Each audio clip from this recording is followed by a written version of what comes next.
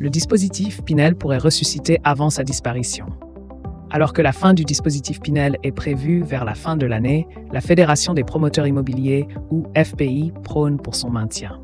Un retour probable de cette niche fiscale serait-il donc envisageable en 2025?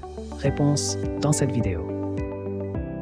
Zoom sur le fonctionnement du dispositif Pinel. Le dispositif Pinel est une niche fiscale utilisée dans le cadre de l'investissement locatif. En effet, il permet de diminuer votre impôt sur le revenu. Le principe est simple. Vous procédez à l'acquisition d'un logement et le mettez à la location. Le loyer devrait se situer en dessous des 10 à 15% du prix du marché. Le locataire peut, de son côté, se loger à des tarifs compétitifs. La réduction de l'impôt dépend cependant de la durée de l'engagement à la location. Elle est de 9% sur 6 ans, de 12% sur 9 ans et de 14% sur 12 ans. Ces chiffres sont issus de l'article 168 de la loi de finances pour 2021. Pour bénéficier de ces avantages, vous devez vous assurer que votre logement se trouve en zone tendue et que les revenus des locataires ne dépassent pas une certaine limite. Pour en savoir plus sur le dispositif Pinel, il est conseillé de consulter un conseiller en investissement locatif.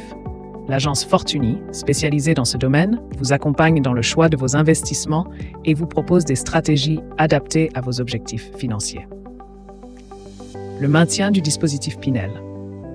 La FPI soutenue par la Cour des comptes.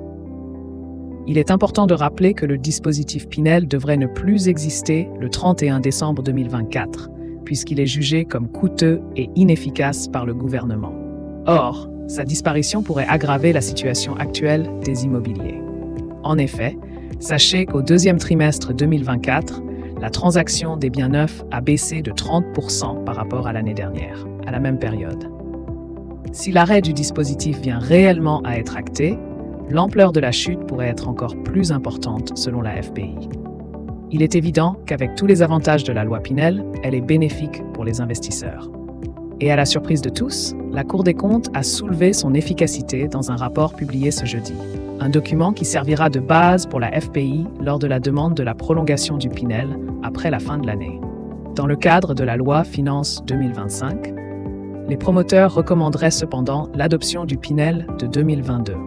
Ce dernier serait moins complexe que le Pinel Plus, qui a été instauré en 2023 et qui, à titre de rappel, incite les particuliers à placer leur argent dans des logements qui répondent à des qualités bien précises, tant en termes de confort que de performance énergétique. Le vice-président de la FPI insiste également sur le fait que ressusciter l'ancienne niche Pinel est une mesure d'urgence, compte tenu du manque de logements disponibles. Une situation qui met le marché locatif dans un mauvais état. En effet, de nombreux Français, et principalement les étudiants, peinent à dénicher un bien à louer.